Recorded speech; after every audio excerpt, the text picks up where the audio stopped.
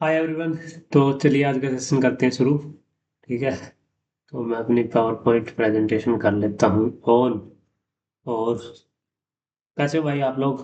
मुझे यही उम्मीद है कि आप लोग अच्छे होंगे, अपनी पढ़ाई में व्यस्त होंगे। ठीक है। तो चलिए आज का करते हैं सेशन शुरू without any further delay. Let's get started guys.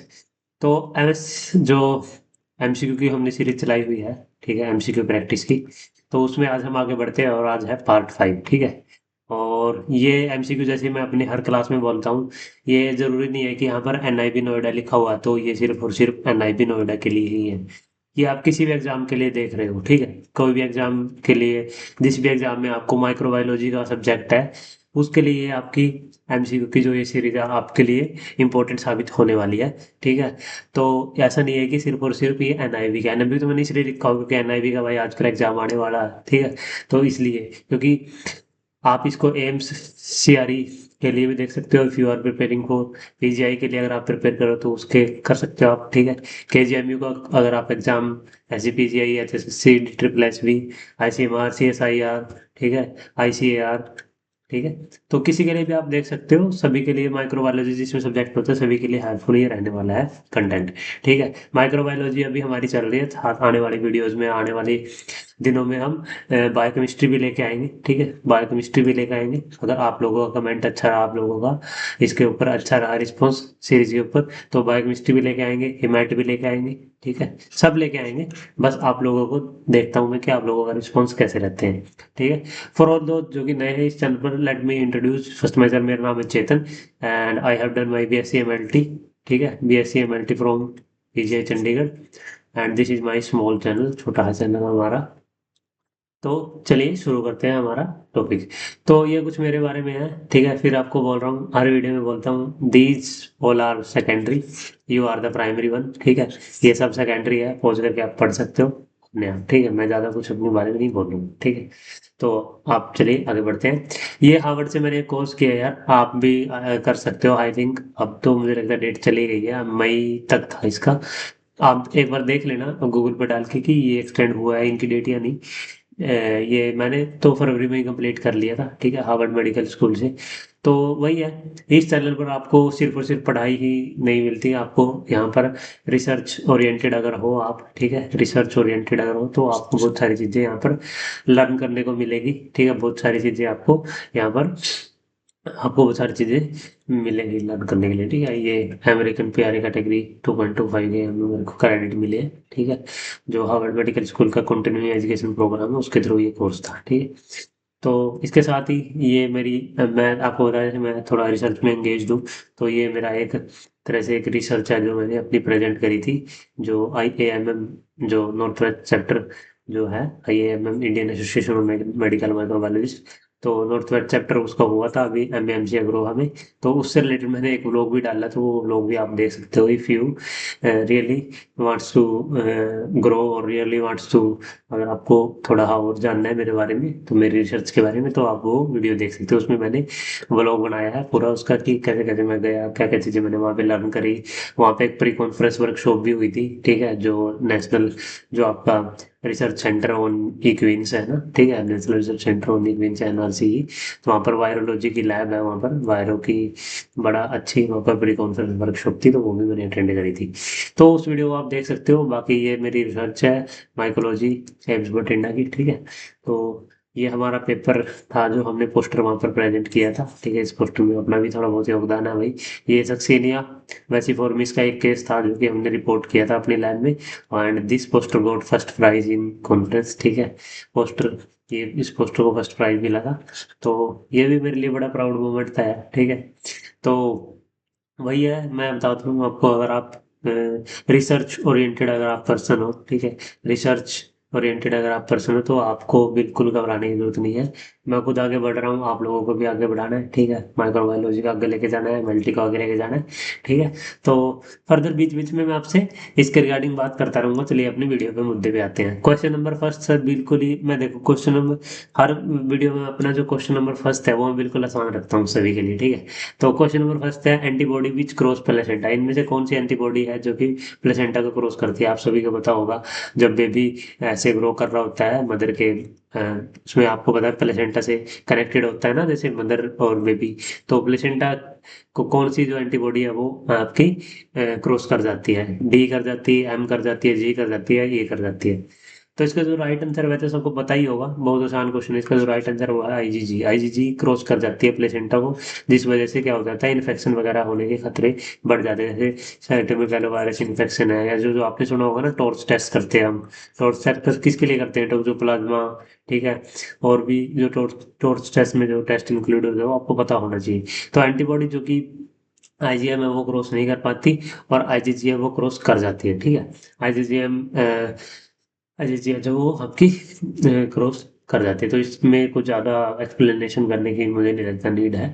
Next question पर बढ़ते हैं। ये क्वेश्चन इंपॉर्टेंट है, और ये क्वेश्चन आपका थोड़ा सा थोड़ा लिटिल बिट आपका डिफरेंट है, मतलब थोड़ा लिटिल बिट इसका, मतलब ये क्वेश्चन है जो थोड़ा सा हार्ड है। हालांकि ज़्यादा हार्ड तो ये भी नहीं है। जैसे क्वेश्चन ये है, क्वेश्चन इट सेल्फ सेज की विच माइक्रोस्कोप यूज रिफ्लेक्टेड लाइट। इनमें से कौन सी माइक्रोस्कोप है जो कि रिफ्लेक्टेड लाइट यूज करती है? Phase contrast microscope, light microscope, electron microscope, या डार्क फील्ड माइक्रोस्कोप। तो जो इसका जो राइट आंसर है guys, वो आपका जो रिफ्लेक्टेड जो यूज करती है जो लाइट, वो करती है आपकी dark field microscope. Dark field microscope आपकी रिफ्लेक्टेड लाइट को यूज करती है, ठीक है। यहाँ पर मैंने एक्सप्लेनेशन भी लिखा हुआ है। जैसे एक्चुअली में जो इसका जो राइट आंसर है, वैसे तो इसका राइट आंसर स्टीरियो माइक्रोस्कोप होना चाहिए, लेकिन अभी वो ऑप्शन में नहीं है, तो हम ऑप्शन नंबर 2 पर जाते हैं। क्योंकि देखिए मोस्ट अप्रोप्रिएट आंसर आपको चूज करना होता है, ठीक है। मोस्ट अप्रोप्रिएट जो आंसर होता है वो आपको चूज करना होता है इसमें, कंपटीशन में जो एमसीक्यूज होते हैं पेपर में, ठीक है। तो इसमें से जो मोस्ट अप्रोप्रिएट है वो यही है, डार्क फील्ड माइक्रोस्कोप। तो जो स्टीरियो माइक्रोस्कोप है, जो स्टीरियो माइक्रोस्कोप है जिसको डाइसेक्टिंग माइक्रोस्कोप भी बोलते हैं, जो आपने आपने जब स्कूल टाइम में जो कोई भी आप एक्सपेरिमेंट करते थे तब आप यूज करते थे, तो उसमें क्या होता था कि वो रिफ्लेक्टेड लाइट को यूज करते थे, ठीक है, जो ओपेक थिक स्पेसिमेन है उसको देखने के लिए। जैसे कि सम लाइट माइक्रोस्कोप इंक्लूडिंग जो डाई डार्क फील्ड और फ्लोरोसेंट माइक्रोस्कोप है, ये भी स्कैमर स्कैटर्ड और रिफ्लेक्टेड लाइट को यूज कर देते हैं कंट्रास्ट के लिए, ठीक है। हालांकि इसका जो राइट आंसर है वो स्टीरियो माइक्रोस्कोप होना चाहिए, ठीक है। स्टीरियो माइक्रोस्कोप रिफ्लेक्टेड लाइट के ऊपर काम करती है, top illumination to provide 3D image of object, ठीक है। Thick sample. Dark field microscope भी, मतलब उसमें एक कंडेंसर यूज होता है जिसमें ओनली रिफ्लेक्टेड लाइट आपकी स्पेसिमेन के यूज होती है, ठीक है। फेज कंट्रास्ट और अदर माइक्रोस्कोप में तो वही ट्रांसमिटेड लाइट यूज होती है भाई, जो कि स्पेसिमेन के थ्रू जाती है, ऐसे ऐसे उसको मतलब काट के थ्रू। उसके बाद इलेक्ट्रॉन माइक्रोस्कोप में तो इलेक्ट्रॉन यूज होते हैं, इलेक्ट्रॉन की बीम यूज होती है, ठीक है। ऐसे लाइट तो यूज होती नहीं, ठीक है। तो इसका जो राइट आंसर है वो आपका अकॉर्डिंग टू मतलब कि क्वेश्चन के अकॉर्डिंग, तो इसका जो डार्क फील्ड है वो बेस्ट आंसर बनता है, ठीक है।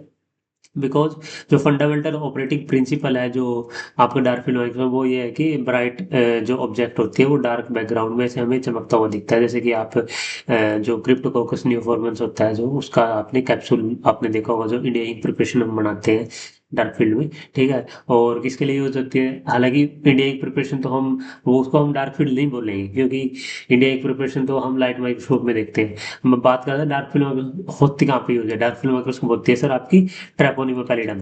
ट्रैपोनिमा पैलिडम को देखने के लिए यूज होती है सर डार्क फील्ड माइक्रोस्कोप। वो ऐसे चमकता हुआ दिखता है ना ट्रैपोनिमा, ऐसे ऐसे चमकता हुआ दिखता है ऐसे, ठीक है।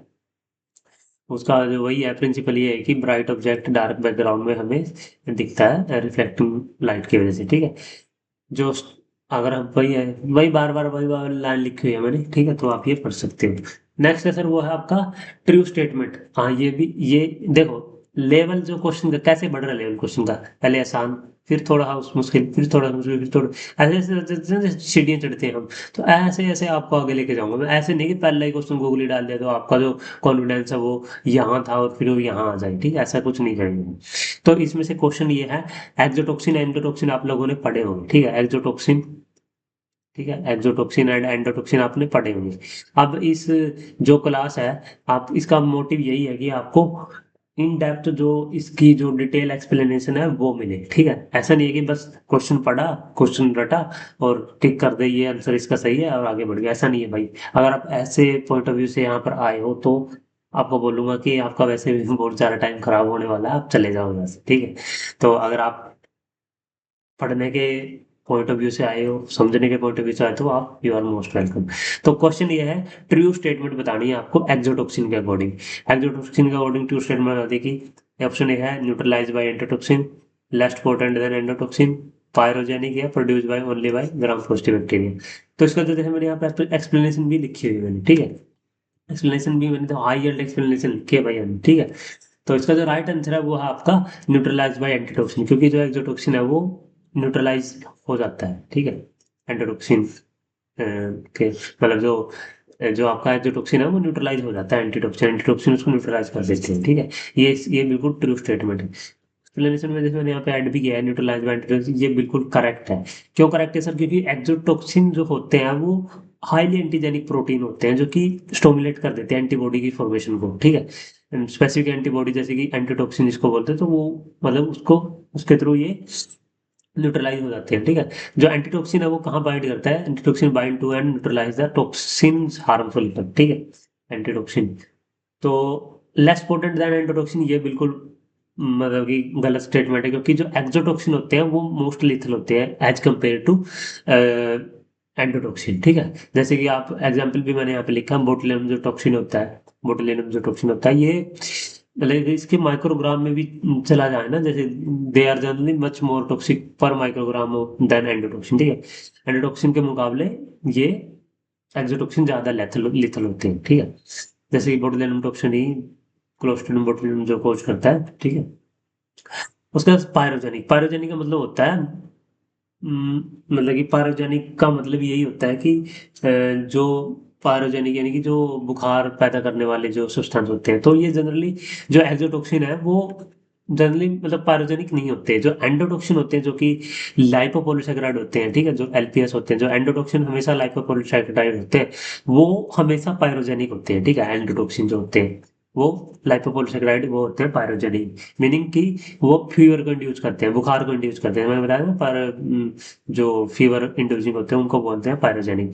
तो जो एक्सोटॉक्सिन है वो आपको यही चीजें याद रखनी है भाई। एक्सोटॉक्सिन एंडोटॉक्सिन ना एक इंपॉर्टेंट मतलब कि इंपॉर्टेंट क्वेश्चन बनता है यहाँ से माइक्रोबायोलॉजी का, और ये क्वेश्चन ऐसे होते हैं जो टॉपर को ही आ रहे होते हैं, क्योंकि जिन्होंने बड़े डीप से पढ़ा होता है ना उनको ही आ रहे होते हैं क्वेश्चन। और ये ऐसे क्वेश्चन पीजीआई और सीआरई ऐसे एग्जाम में आपको देखने को मिलते हैं। स्टेट में ऐसे क्वेश्चन आपको बहुत कम देखने को मिलते हैं जो स्टेट एग्जाम होते हैं, लेकिन जो सेंट्रल गवर्नमेंट के एग्जाम होते हैं, जो रिसर्च इंस्टीट्यूट के एग्जाम होते हैं, उनमें ये ज्यादा देखने को मिलते हैं क्वेश्चन ऐसे, ठीक है। While a few specific exotoxin like मतलब कुछ एक्सोटॉक्सिन ऐसे है जो कि पायरोजेनिक टॉक्सिन सुपर एंटीजन वो फीवर कॉज करता है, लेकिन इन जनरल जो एक्सोटॉक्सिन होते हैं वो पायरोजेनिक नहीं होते गाइस, ठीक है। एंडोटॉक्सिन होते हैं पायरोजेनिक, ठीक है। अगला है produce by only by gram positive bacteria, ये भी बिल्कुल गलत स्टेटमेंट है, क्योंकि सम वेल नोन जो एक्सोटॉक्सिन है वो ग्राम पॉजिटिव बैक्टीरिया से भी मतलब कि ग्राम पॉजिटिव बैक्टीरिया भी को प्रोड्यूस करते हैं, ग्राम नेगेटिव करते हैं, ठीक है। जैसे कि विब्रियो कोलरा है जो क्या है, ग्राम नेगेटिव बैक्टीरिया है, वो भी कोलरा एक्सोटॉक्सिन प्रोड्यूस करता है। तो ये जो स्टेटमेंट है ये भी रॉन्ग है, ठीक है, कि ये कोई ग्राम पॉजिटिव बैक्टीरिया के द्वारा ही प्रोड्यूस होते हैं, नहीं नहीं, ये ग्राम नेगेटिव बैक्टीरिया के द्वारा भी प्रोड्यूस होते हैं। तो भाई एक्सोटॉक्सिन, ठीक है, एंडोटॉक्सिन के बारे में जो ये नॉलेज है, आई होप कि आपको ये क्लियर हुआ होगा चीजें, ठीक है। क्लियर हुए तो भाई एक थम्स अप जरूर देके जाना यार कमेंट बॉक्स में, ठीक है। अगर आप लोगों को कंटेंट अच्छा लग रहा है तो भाई ये लैपटॉनिक का जो चैनल है इसको आप सब्सक्राइब कर सकते हो, अगर आपको अच्छा लग रहा हो तो, ठीक है। आगे अच्छा नहीं लग रहा हो तो मत करना। अगर आप इस वीडियो को देख रहे हो फेसबुक पर, तो हमें फेसबुक पर भी आप लाइक कर सकते हो हमारे पेज को, ठीक है। ये मेरी आइडिया भाई, इस पर अगर आपको कोई भी प्रॉब्लम हो तो मुझे डायरेक्ट मैसेज कर देना, ठीक है। अगर आपका कोई जेन्युइन डाउट होगा तो मैं जरूर लूंगा, ठीक है। अगर आप ऐसे ही फालतू का अगर ऐसे आप मैसेज करोगे तो फिर उसका मैं कुछ नहीं कर सकता। अगर आपका जेन्युइन डाउट है तो आप कर देना, ठीक है। मैं आपको रिप्लाई दे दूंगा। ये हमारा टेलीग्राम का चैनल है, इसको भी आप लोग ज्वाइन कर सकते हो, अगर if you really wants to grow, if you really wants to study. अगर आपको इसके पीडीएफ के नोट्स चाहिए आपको इस चैनल इसके इस वाली क्लास के, तो मुझे टेलीग्राम पर मैसेज कर देना, ठीक है। टेलीग्राम पर मैसेज कर देना कि सर इस वाली क्लास का नाम लिख देना भाई, क्योंकि बहुत सारी क्लासेस हैं ऑलरेडी हो चुकी हैं। तो क्लास का नाम लिख देना, क्लास का पूरा टाइटल लिख देना कि सर इस क्लास के हमें पीडीएफ नोट्स दे दो, तो मैं आपको प्रोवाइड कर दूंगा। अगर आप मैसेज करोगे तो, अगर आप मैसेज नहीं करोगे तो भाई ऐसे नहीं करने वाला मैं, क्योंकि इंडिया में हम हमारे अंदर ना एक बड़ी मतलब क्या बताऊं मैं इसको, ठीक है, कि जो फ्री का कंटेंट मिल रहा होता है ना उसकी कदर नहीं है हमें, ठीक है। तो वो तभी भेजूंगा जब आप लोग बोलोगे, ठीक है। नेक्स्ट क्वेश्चन पर पढ़ते हैं, अगला है causative agent of UTI in sexually active women. तो इसका जो राइट आंसर है, जो यूरिनरी ट्रैक्ट इन्फेक्शन होते हैं जो सेक्सुअली एक्टिव वीमेन है, तो उनमें कौन सा है यूरिनरी ट्रैक्ट इन्फेक्शन जो कि सेक्सुअली एक्टिव वीमेन में होता है, ठीक है।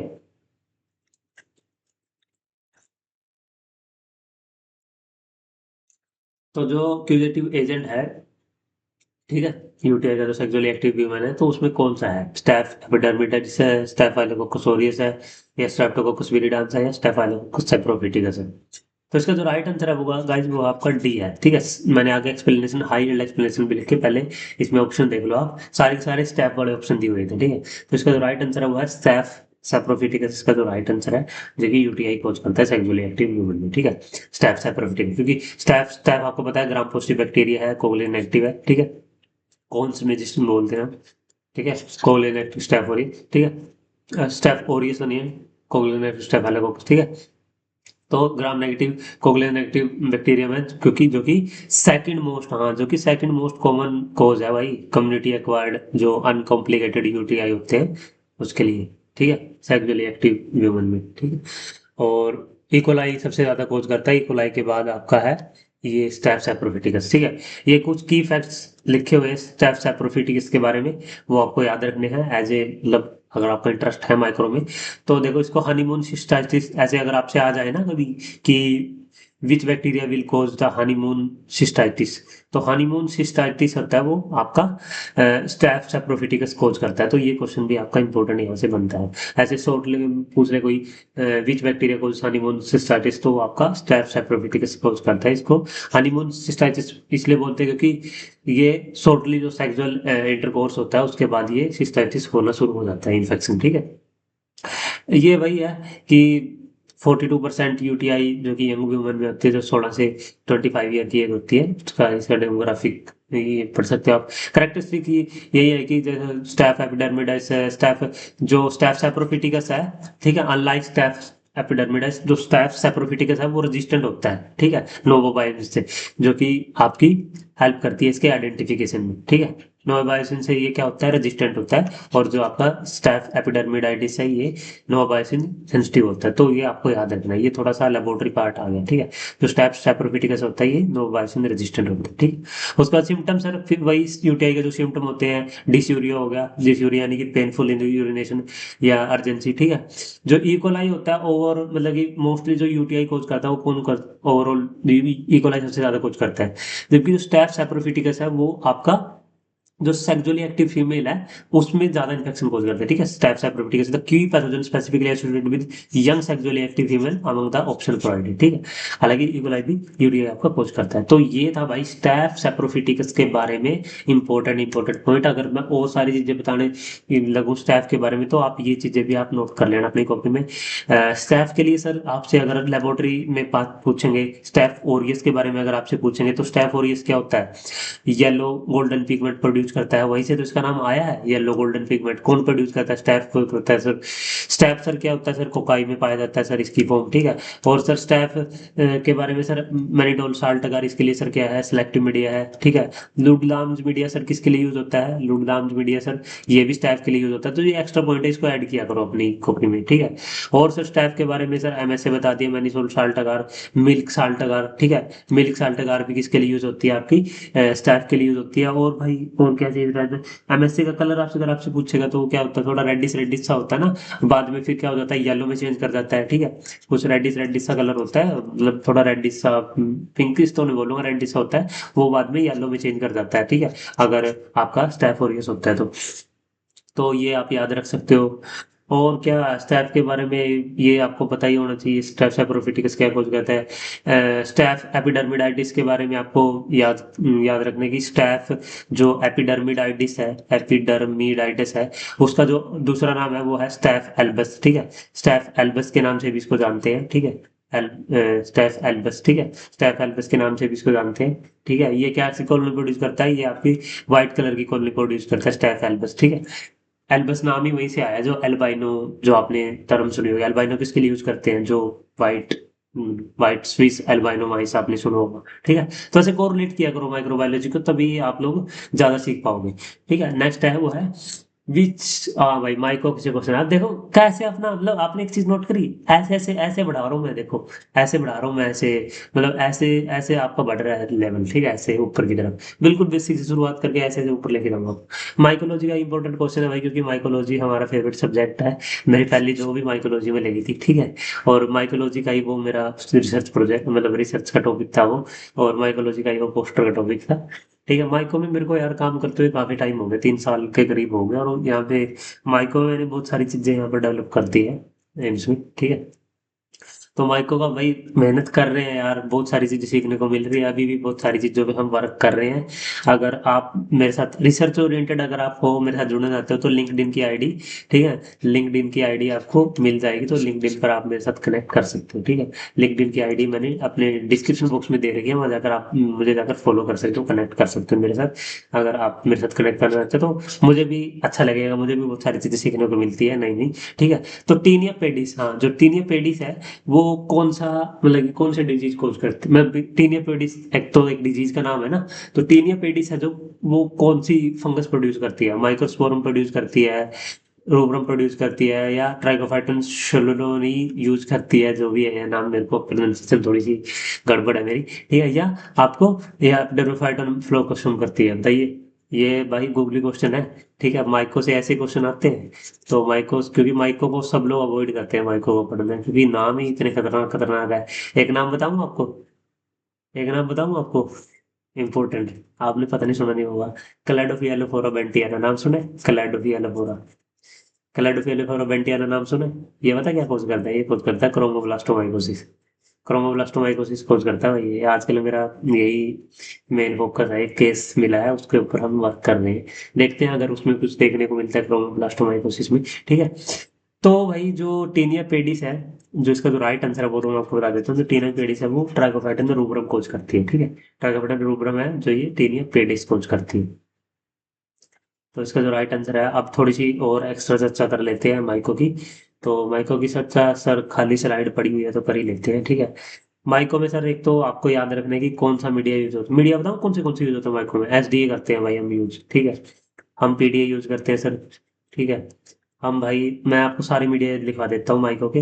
एसडीए करते हैं सर, पीडीए करते हैं सर हम, और सर हम ओएमए करते हैं सर हम, इन सभी फुल फॉर्म में बताऊंगा मैं आपको, ठीक है। और सर हम क्या करते हैं सर, सीजेडए करते हैं सर हम, ठीक है।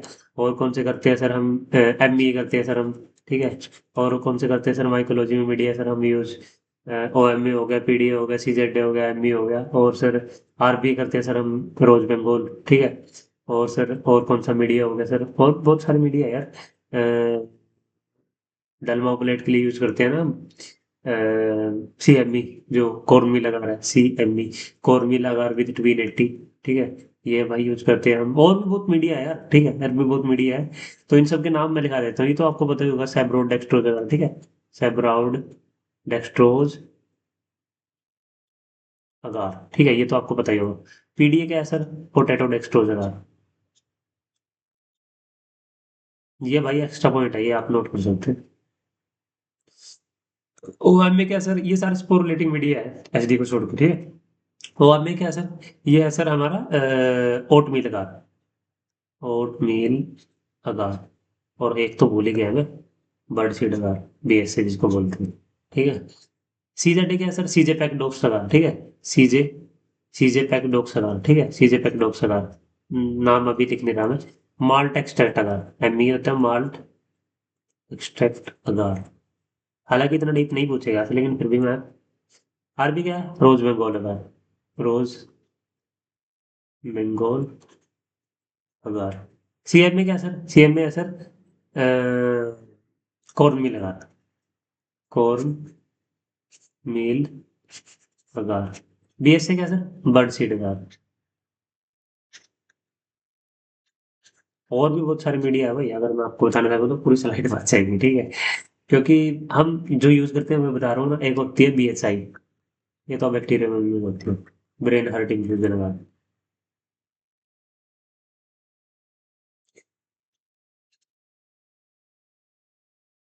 आप लोग ना यार कमेंट करके बताना कि आप लोगों का इंटरेस्ट एरिया क्या है, ठीक है।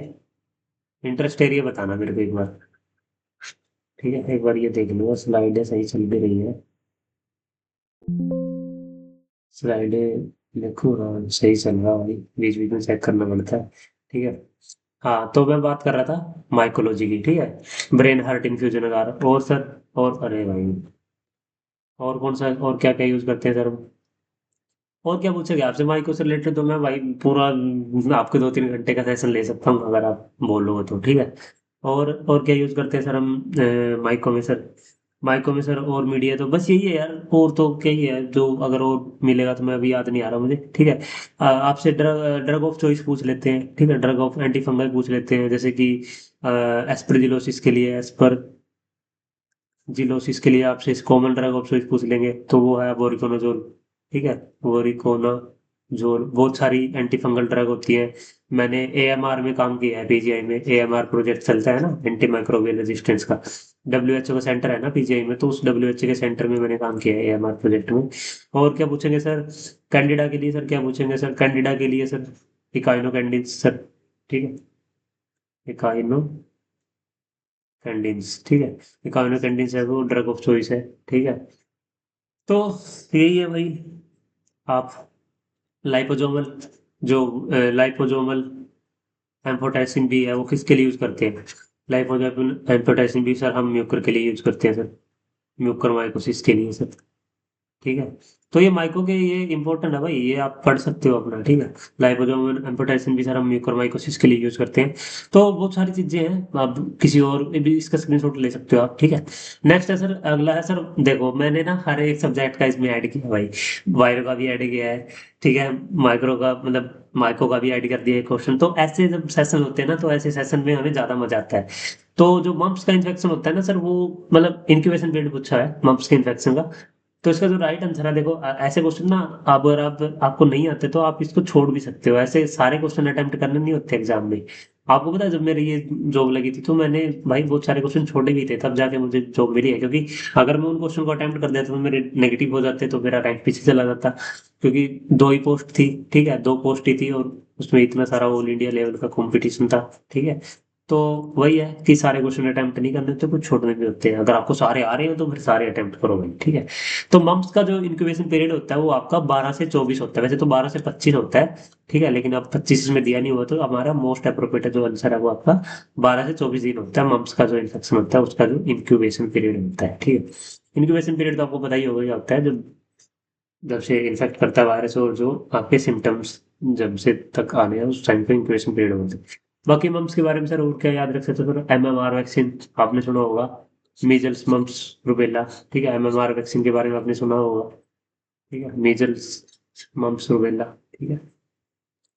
नेक्स्ट है सर, वो है एंटीबायोटिक रेजिमेन, ठीक है। एंटीबायोटिक रेजिमेन पूछिए आपसे टॉक्सिक शॉक सिंड्रोम के लिए। जो एंटीबायोटिक जो रेजिमेन है, ये बैक्टीरियो का क्वेश्चन आ रहा है, ठीक है, बैक्टीरियोलॉजी का। तो टॉक्सिक शॉक सिंड्रोम, पहले तो आपको ये पता होना चाहिए टॉक्सिक शॉक सिंड्रोम होता क्या है, ठीक है। तो उसके लिए जो एंटीबायोटिक रेजिमेन है, मैंने देखो आगे पूरी हाई एल्ड एक्सप्लेनेशन लिखी है भाई, ठीक है। ठीक है। तो टॉक्सिक शॉक सिंड्रोम आपको पता होगा, जो स्टैफ कोज करता है ना, स्टैफ कोज करता है टॉक्सिक शॉक सिंड्रोम, ठीक है, TSS। तो जो एंटीबायोटिक रेजिमेन है जो टॉक्सिक शॉक सिंड्रोम के लिए, ये काफी लिथल होता है भाई, ठीक है। तो क्लिंडामाइसिन हम यूज करते हैं, ठीक है। क्लिंडामाइसिन यूज करते हैं हम टॉक्सिक शॉक सिंड्रोम के लिए। तो इसका जो राइट आंसर है वो मैंने बता दिया, toxic shock syndrome urgently required होता है ब्रॉड स्पेक्ट्रम एंटीबायोटिक्स, जैसे कि आपकी क्लिंडामाइसिन। क्योंकि वो टॉक्सिन प्रोड्यूस होते हैं, तो टॉक्सिन को क्या करता है, ये टॉक्सिन प्रोडक्शन को ये इनिबिट कर देता है, ठीक है। उसके बाद आपको, उसके साथ ही देखो इसमें आपको क्लिंडामाइसिन देनी ही देनी है। अब ऑप्शन आपको बीटा लैक्टेम भी देनी है, जैसे कि पेनिसिलिन हो गया या वैंकोमाइसिन दे दो, ताकि आपका जो एमआरएसए का कवरेज है वो भी हो सके। मैथिल स्टैफोरिस होता है ना, तो एमआरएसए की फुल फॉर्म तो आपको पता होनी चाहिए क्या होता है सर? एमआरएसए की फुल फॉर्म होती है मैथिसिलिन, मैथिसिलिन रेजिस्टेंट स्टैफोरियस, ठीक है।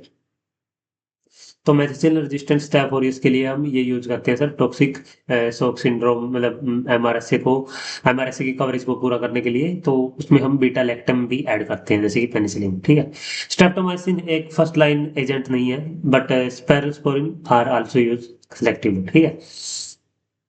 उसके बाद सर एम्पेरिक रेजिमेंट ये सामने लिखा हुआ है सर, आप इसको आप देख सकते हैं, ठीक है। प्राइमरी रेजिमेंट वही क्लिंडामाइसिन फॉर टॉक्सिन सप्रेशन और वैंकोमाइसिन फॉर एमआरएसए कवरेज, ये है आपकी रेजिमेंट पूरी, ठीक है। अल्टरनेटिव और जो स्ट्रेप्टोकोकल अगर आपको फोकस है तो उसमें आप क्लिंडामाइसिन प्लस पेनिसिलिन जी दे सकते हो, या और अननोन रिसोर्स तो आप क्लिंडामाइसिन प्लस ये सारे दे सकते हो, कार्बोजन वगैरह। की ट्रीटमेंट प्रिंसिपल आपके ये तो सारा मतलब थोड़ा सा क्लिनिकल साइड चला गया। जो क्लिंडामाइसिन है, लिनोजोलिड है, ये क्रूशियल है बिकॉज प्रोटीन सिंथेसिस इनहिबिटर है। ये जो ड्रग है क्लिंडामाइसिन और लिनोजोलिड, ये प्रोडक्शन को जो सुपर एंटीजन जो टॉक्सिन है उसके प्रोडक्शन को ये कम कर देती है, ठीक है। बीटा लैक्टम जैसे कि पेनिसिलिन हो गया, जो स्पेलिस्पोरिन हो गया, ये बैक्टीरिया को किल कर देती है, ठीक है। ठीक है। उसके बाद सर ड्यूरेशन 7 से 14 दिन तक सांस नहीं चलानी है, और जो आईसीयू सेटिंग होती है, ठीक है। आईवी जो ड्राविनस, ठीक है। आईवी आईजी, ठीक है। तो आई होप कि ये तो थोड़ा सा क्लिनिकल क्वेश्चन था, लेकिन आपको फिर भी पता होना चाहिए कि टॉक्सिक रोग के लिए क्लिंडामाइसिन, आपको बस इतना याद है, ज्यादा आपको ज्यादा इसमें नहीं जाना है, ठीक है। एमआरएसए की फॉर्म आपसे पूछ लेंगे। एक होता है आपका मैथिसिलिन, ये तो हो गया। और क्या होता है यार, स्टैफ के बारे में तो मैं ऑलरेडी डिस्कस कर चुका हूँ ना वीडियो में।